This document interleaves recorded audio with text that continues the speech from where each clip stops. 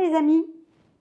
Eh bien aujourd'hui, nous recevons une personne qui ne fera pas de conférence au festival, ne montera pas d'atelier, ne tiendra pas de stand, mais qui nous fait la mise en scène de la pièce de théâtre que nous allons jouer le soir du 14 mai, le jeudi 14 mai.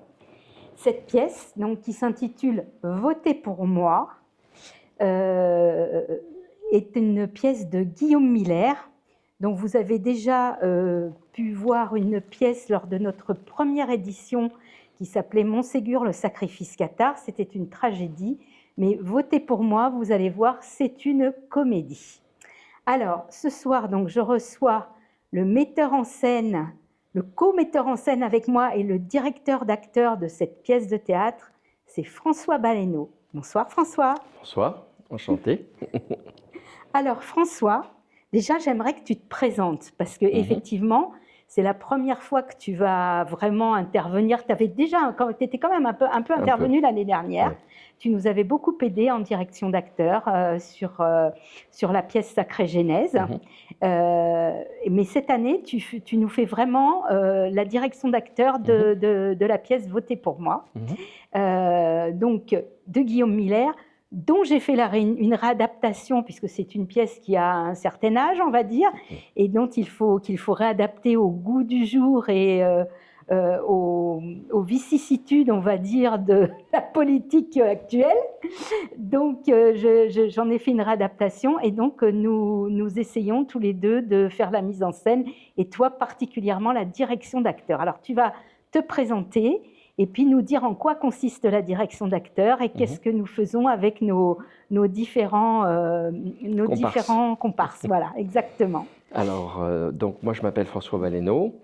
J'ai fait 24 ans de comédie en tant que comédien amateur au Théâtre des Deux Rives à Versailles. Et j'ai l'occasion cette année, grâce à vous deux, en fait, je découvre en même temps que je fais la direction d'acteurs. Donc j'ai été dirigé pendant 24 ans et j'avoue que le fait de diriger des acteurs, c'est extrêmement jouissif. En quoi ça consiste? Je confirme. En fait, ça consiste à créer des personnages de toutes pièces en utilisant le texte comme support et la personnalité réelle des comédiens et d'amalgamer tout ça pour en fait réincarner le personnage qui a été écrit. Je trouve ça incroyablement plaisant. Ça donne l'impression de créer des êtres humains. Voilà, en un mot, ce que c'est que la direction d'acteurs. Et d'ailleurs, vous deux, vous faites la mise en scène, puisque tout ce qui est scénographie, mise en mouvement, décor, c'est Violette et Christophe qui le font. Oui, moi, je ne suis que sur l'approfondissement des personnages. Oui, mais c'est absolument énorme. Ton rôle est absolument énorme dans la mesure où moi, je te vois faire. Et moi, ce que j'adore avec toi, d'ailleurs, j'apprends à t'écouter, j'apprends énormément. Ce que j'adore chez toi, c'est qu'en fait, il y a le texte, ce qui est écrit, c'est le texte. Mais toi, ce que tu vas chercher, c'est le sous-texte. Bah oui. C'est-à-dire que tu vas chercher à l'intérieur du texte tous les sous-entendus qu'il y a, et tu demandes donc à nos acteurs d'incarner en fait ce sous-texte. Bien plus que le texte. Le texte, c'est ce qu'ils disent, c'est ce qui sort de leur bouche, mais le sous-texte, c'est toutes les mimiques, toutes les expressions, tout le ton que tu leur demandes de mettre. Exactement. Et les non-dits. Les non-dits. Parce que le texte, y compris dans les pièces plus classiques, n'est là que comme support ou comme prétexte. L'important, c'est de jouer une situation. La situation, elle n'est pas écrite, elle est suggérée.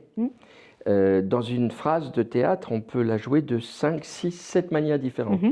On est dans un contexte et on se met en situation avec une intention. C'est les deux mots-clés, la direction d'acteurs. Effectivement, je demande à nos comédiens amateurs, car ils le sont quasiment tous. Ils sont formidables, il faut quand même le souligner. Exactement, parce qu'ils se plient à l'exercice de réfléchir en eux-mêmes qu'est-ce que l'auteur a voulu dire ou leur personnage veut dire lorsqu'il dit quelque chose. Et donc, j'essaie d'être le moins directif possible, malgré le titre de la fonction, parce qu'en fait, c'est toujours intéressant de voir ce que le comédien, lui, pense que son personnage est en train de dire. Il m'arrive aussi d'avoir une idée totalement inverse, mais non seulement d'accepter, mais d'accueillir la version différente de la mienne, parce que si elle vient du comédien, c'est qu'il saura encore mieux l'incarner. Et donc oui, c'est interpréter le texte pour en créer une situation et une intention. Et en particulier, il y a un rôle dans cette pièce qui est celui de la soubrette, qui a très peu de texte, et la pauvre, elle souffre, parce qu'elle est obligée, en fait, de réagir à tout ce qui est dit autour d'elle, et c'est ces réactions qui constituent son personnage, parce qu'elle a peu de texte pour le faire. Ça, c'est le rôle le plus difficile de la pièce, alors que c'est probablement celui qui, en apparence, est le moins important. Oui, c'est en apparence seulement, hein, parce que le rôle de Carmen, puisque c'est Carmen, moi je le considère vraiment comme un rôle majeur. Ah oui, c'est lui qui lit toute la pièce. Vraiment, vraiment, elle est. Et puis notre actrice Régine, elle est vraiment formidable. Hein. Elle y arrive. Voilà. Enfin, ils sont tous formidables, hein, d'ailleurs. Alors, on va quand même les citer. Alors là, je vais te laisser faire, parce qu'avec les prénoms, pour l'instant, j'ai un problème. Alors, on va les citer. Alors, évidemment, nous avons dans le rôle principal Valérie Lavenne, qui incarne Clotilde de la Tourbière, hein, voilà, cette députée issue de la haute grâce à la particule de son mari alcoolique, Grégoire. Puisque nous parlons de Grégoire, eh bien c'est Christophe Soyer qui va incarner effectivement le rôle de Grégoire de la Tourbière. Donc nous avons Carmen, Régine Cugnac, nous avons l'attaché parlementaire, qui présente des particularités et qui est incarnée par Marie-Noëlle Warmin. Alors il faut savoir que les gens dont je parle, que ce soit Régine, que ce soit Marie-Noëlle ou Valérie, puisque je les ai déjà citées toutes les trois, ce sont des commerçantes de Cajarc. Voilà, toutes les trois sont commerçantes à Cajarc. Et puis ensuite, nous avons le rôle de l'attachée de presse et de la coach sportive qui elle aussi fait une performance absolument fantastique, Dominique Henry, donc, qui elle, bon, est une retraitée de l'éducation nationale en tant que prof de sport d'ailleurs. Et puis nous avons Orly Perrier qui elle, bon, est retraitée bien évidemment, qui jouait déjà l'année dernière dans la pièce Sacrée Genèse, et qui, elle, nous incarne le rôle de la bonne copine, mais la bonne copine, vraiment la bonne copine. Voilà. Intéressée. Voilà, très intéressée et absolument en harmonie, disons, avec Madame de la Tourbière, avec Clotilde de la Tourbière. Voilà.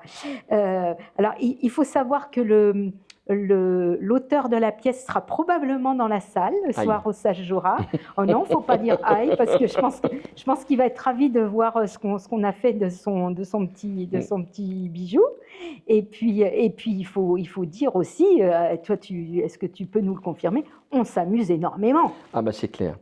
C'est une pièce satirique, cynique, comme l'est La députée.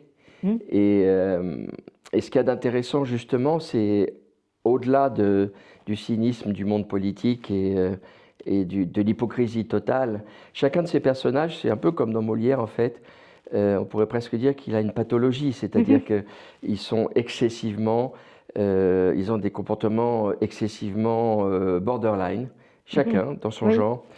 Et ce qui m'intéresse dans cette pièce, c'est de faire en sorte que ça fasse rire, mais qu'au-delà de ça, on s'attache à leurs défauts. Et il n'y a rien de tel que de ciseler un personnage pour qu'il devienne attachant par ses défauts. Alors là, le comique peut naître parce que ça n'est jamais exagéré, ça n'est jamais vulgaire, c'est attachant. Ça, c'est Molière qui me l'a appris. Bon, je ne vais pas insister, on n'est pas là pour parler de Molière. Non. Mais, ça va faire, mais je pense que ça fera très plaisir à Guillaume Miller de savoir que tu as pu comparer ce qu'il a écrit à Molière. Absolument. Parce que je pense que c'est parce que assez l'attachée flatteur, parlementaire, elle est pathétique. Ah oui. Elle a tellement envie de pouvoir et d'influence qu'elle est prête à toutes les compromissions, à toutes les lâchetés, à toutes les hypocrisies. Et bon, si vous regardez l'Avare, par exemple, Harpagon, c'est un avare maladif. Il est attachant parce qu'on a pitié de sa maladie. Exactement. Et on va essayer de pousser chacun des personnages au ses retranchements. bout de ses défauts, de manière à ce que vous sortiez de la pièce en les aimant. C'est ça l'objectif. Les uns et les autres, oui, exactement. Voilà. Et puis, alors c'est vrai que nous avons 5 femmes et un homme dans cette pièce. Oui. Donc Grégoire de la Tourbière a fort à faire, Oui. entouré de toutes ces femmes. Alors lui aussi, hein, il a une personnalité qui est quand même très... D'abord, c'est un alcoolique absolument... Un alcoolique héréditaire. Héréditaire, exactement. Et en même temps qu'un artiste, d'un grand artiste. Et donc, ça va le pousser dans des choses qui vont nous amuser énormément. C'est un rebelle dans l'âme qui est totalement écrasé par sa femme. Et je salue la performance de Christophe, pour qui ce rôle est un peu un rôle de composition. Tu nous disais que tu avais 24 ans, c'est ça? 24 ans d'amateurisme. Mais alors, il dit amateurisme, mais il est très très modeste, hein, François, parce que nous avons eu l'occasion à Cajarc, le 15 novembre dernier, d'avoir une représentation de la fameuse pièce d'Edmond Rostand, Cyrano de Bergerac, dans lequel François joue le rôle principal de Cyrano de Bergerac. Et je dois dire que la performance d'acteur nous a absolument époustouflés. Il faut quand même le dire, François. La performance de la troupe l'a époustouflé. Alors, la performance de la troupe, certes, mais la tienne particulièrement. Parce que le texte, il est ciselé, c'est quand même, voilà, c'était quand même un sacré morceau d'anthologie, si j'ose dire. Et donc, tu nous as démontré vraiment lors de cette représentation tout ton talent. C'est-à-dire que, paradoxalement, c'est cette pièce qui m'a donné envie de vous accompagner sur la direction d'acteur, parce que j'ai été moi-même accompagné par un jeune comédien, professeur dans une université parisienne de théâtre, et il m'a vraiment conquis, parce qu'en fait, sa version de la direction d'acteur, contrairement au metteur en scène du XXe siècle, on va dire, c'est de suggérer des intentions, mais de surtout motiver les comédiens à trouver ce qu'ils pensent devoir trouver dans le texte. Et après, ils choisissent, avec mon aide, mais ils choisissent la manière dont ils vont... quelle est la situation qu'ils vont finalement incarner, bien entendu, en congruence avec le texte. Mais il peut y avoir 3 ou 4 situations différentes. Et ça, c'est lui qui me l'a appris. Et ça, je l'ai appris au bout de 24 ans, l'année dernière, en préparant Cyrano, que j'ai mis 1 an et demi à préparer. Oui, c'est pas surprenant, compte tenu du texte, voilà. Je ne suis pas surprise. Et à chaque fois que j'ai une réunion avec lui, en visio ou en présentiel, c'est 1 heure, mais c'est d'une richesse incroyable. Et ça va par couches successives. On ajoute des intentions, on ne remplace jamais rien, on ajoute toujours. C'est comme un peu une strate géologique. Et donc le personnage s'enrichit chaque mois. Et j'en suis ému rien que de vous le dire, je crois qu'il n'y a pas de fin, en fait. Ça pourrait durer comme ça pendant des années. Donc, c'est Cyrano qui m'a envie de diriger les acteurs, de voter pour moi. Aussi paradoxal que ça puisse... Ouais.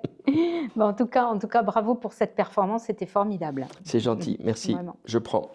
Donc, tu as joué le 15 novembre dernier à Cajarc, mais je crois que tu as d'autres dates de prévues pour la représentation de Cyrano. Alors, est-ce que tu peux nous dire quelles sont ces dates? Absolument. Et à quels endroits tu vas les jouer? Absolument. Alors, à Cajarc, c'était la 7e. Là, on va la jouer à Saint-Nom-la-Bretèche le 18 mars, à Versailles, Porchefontaine, notre port d'attache, le 10 avril. Ça, ce sera une très belle représentation. Et j'espère qu'on en aura 2 de plus en tournée à Périgueux. D'accord. En juin-juillet. D'accord. Donc, oui, donc ça tourne, hein, cette pièce. Oui, on va la tourner une dizaine de fois. Ouais, c'est bien. Bah, compte tenu du travail, oui, ça vaut la peine. C'est quand même, voilà, c'est bien de pouvoir la jouer plusieurs fois. Et on aura commencé en mai, donc on l'aura tournée sur 1 an. Et j'avoue que le résultat à la sortie, c'est vraiment complètement différent du résultat au début de la tournée. Oui, Ben oui, mais c'est toujours comme ça. Mm. C'est toujours comme ça. Nous, on l'avait expérimenté aussi avec Christophe, et le fait est qu'au fil des représentations, les personnages s'enrichissent, se modifient, Voilà. voilà, et on trouve d'autres choses qui font que Et ça les gens enrichit changent dans leur vie et ça impacte le personnage. Oui, exactement. C'est vraiment, enfin, faites du théâtre, quoi. Oui, exactement. Oh, mais la vie est un grand théâtre. Voilà. La vie est un grand théâtre. Et bien voilà, les amis, on vous a un petit peu expliqué ce qu'on allait vous proposer au théâtre ce soir, hein, pour reprendre une formule consacrée et ancestrale. Et puis voilà, on espère que ça va vous plaire, et on espère que vous prendrez autant de plaisir à découvrir cette pièce très drôle que nous on en a à la monter. Ah ben oui. Et puis on est en train de trouver des artifices voilà, et à trouver effectivement des choses qui sont, voilà, qui nous amusent énormément, voilà. et on espère que vous serez nombreux et que vous viendrez nombreux pour applaudir nos 6 comédiens, puisqu'ils sont 6 sur scène. Et les décors ne seront pas de Roger Hart, mais de Christophe. De Christophe et de Violette. Et de Violette, oui.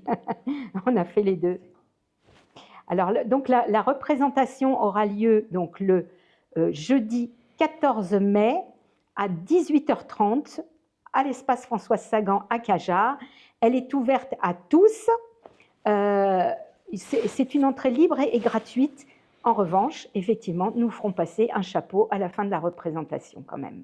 Voilà, pour que vous nous montriez l'intérêt et le goût que vous avez eu pour cette heure 30 de rigolade. Voilà les amis, et bien écoutez, on vous souhaite une bonne soirée, et puis on vous dit à une prochaine fois. Et amusez-vous bien. Au revoir.